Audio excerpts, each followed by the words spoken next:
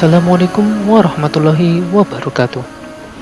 Perkenalkan, saya Barikli. Kali ini saya akan berbagi tentang sejarah di mana Islam mengalami puncak kejayaannya.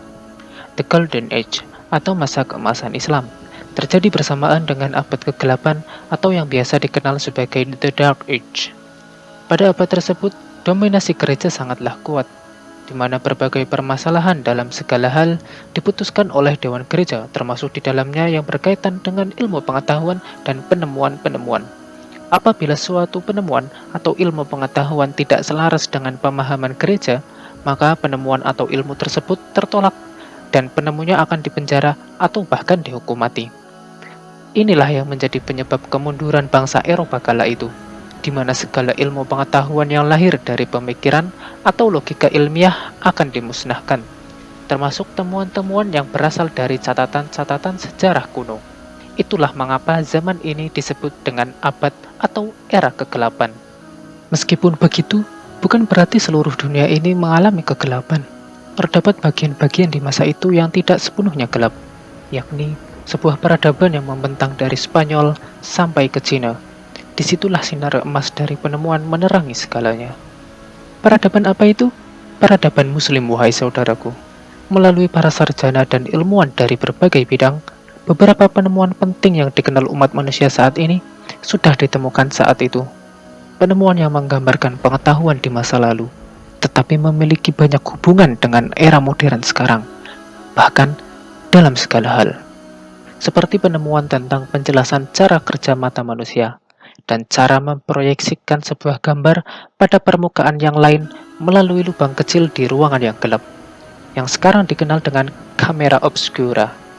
Penemuan inilah yang nantinya menjadi pondasi dan cikal bakal dalam penemuan kamera digital, proyektor, dan benda-benda lain yang memiliki prinsip yang sama. Orang yang menemukannya bernama Ibnu Al-Haytham. Kemudian ada Abbas bin Farnas, seseorang yang menatap ke langit dan memiliki semangat dalam keyakinannya bahwa manusia bisa terbang. Dialah yang berani bermimpi untuk terbang 1000 tahun sebelum mereka bersaudara. Jadi, ketika kita berlibur atau berpergian dengan pesawat, maka ingatlah Abbas bin Farnas. Meskipun dalam uji cobanya ada hal yang belum dia temukan, yakni ekor yang sangat bermanfaat dalam pendaratan. Lalu, ketika Abbas bin Farnas membutuhkan seorang dokter, maka disitulah terdapat Abu Qasim Al-Zahrawi, atau yang dikenal sebagai Bapak Pembedahan. Banyak alat bedah temuannya yang bahkan masih digunakan di rumah sakit-sakit modern sekarang ini. Dan yang paling terkenal adalah benang yang sempurna untuk melakukan jahitan luka internal, yakni catgut. Catgut sendiri adalah benang yang terbuat dari gat atau dinding usus hewan. Kemudian, tak hanya lelaki saja yang menjadi ilmuwan terkenal pada kala itu. Terdapat juga seorang wanita bernama Maryam al-Astrolabi, satu dari sekian wanita brilian di masanya. Dialah yang menciptakan astrolabe canggih, sebuah alat yang mampu menunjukkan langit dan bintang pada sebuah piringan kecil yang dapat dipegang. Astrolabe adalah alat yang digunakan untuk menghitung berbagai macam solusi dari masalah yang berhubungan dengan astronomi, waktu, dan navigasi. Dari sinilah kemudian terus dikembangkan pada masa-masa berikutnya hingga muncullah jam tangan, kompas, dan satelit navigasi yang membantu orang-orang untuk pergi menjelajah dunia. Dalam hal permesinan atau mekanik, terdapat Al-Jazari, seseorang yang membuat beberapa terobosan besar dalam permesinan. Salah satu temuannya yang sangat berpengaruh adalah mesin yang dapat mengubah gerakan berputar menjadi gerakan linear dengan menggunakan engkol dan batang penghubung yang sangat penting dalam pompa dan mesin-mesin mekanik.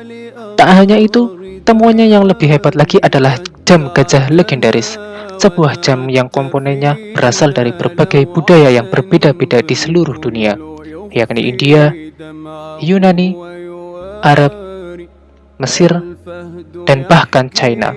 Hal ini merepresentasikan bahwa Islam adalah agama yang universal atau rahmatan lil alamin dan diterima di seluruh dunia, sebuah ajaran yang penuh dengan kemuliaan.